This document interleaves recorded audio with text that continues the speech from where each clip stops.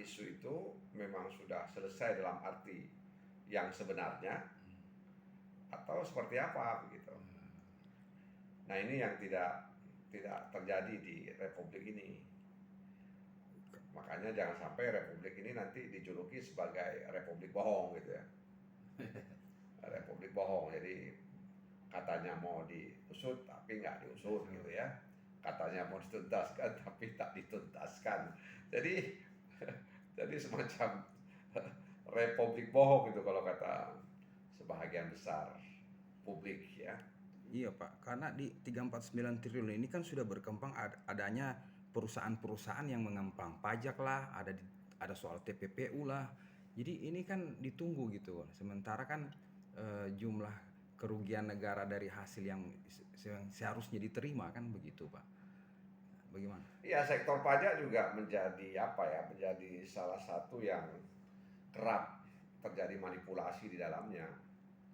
Ya, belum lagi misalnya pekerjaan-pekerjaan besar yang itu masuk dalam kategori ilegal dan itu tentu tidak menyumbang pendapatan negara kan.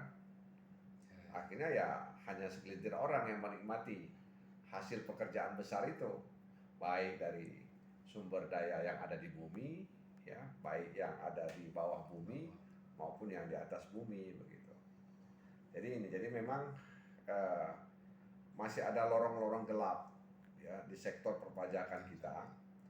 Yang ini juga sebenarnya bukan tidak mau dituntaskan, ya, tapi memang ya mereka kalau dituntaskan berarti ada yang tidak kebagian gitu kan.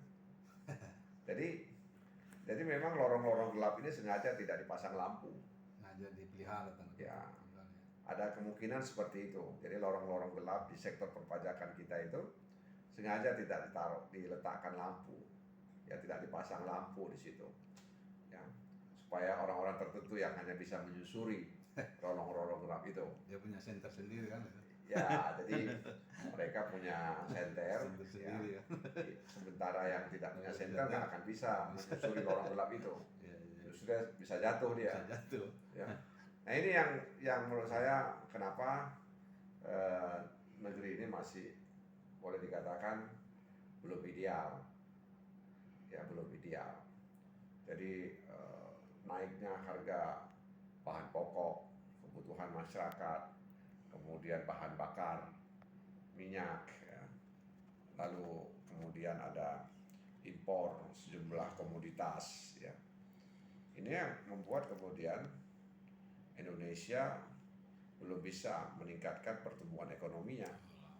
Ya, target kita misalnya 6-7%, itu sebahagian kalangan pengusaha menilai sesuatu yang tidak mungkin ya dilakukan. Ya. Jadi ini menurut saya, jadi semua itu berkelindan ya. Isu yang disampaikan oleh Pak Mahfud, lalu kemudian ada lorong-lorong gelap di sektor perpajakan, itu kan berkelindan dan tentu saja ada yang menikmati itu semuanya, ya kan? Terus ditimpa lagi dengan kasus yang baru.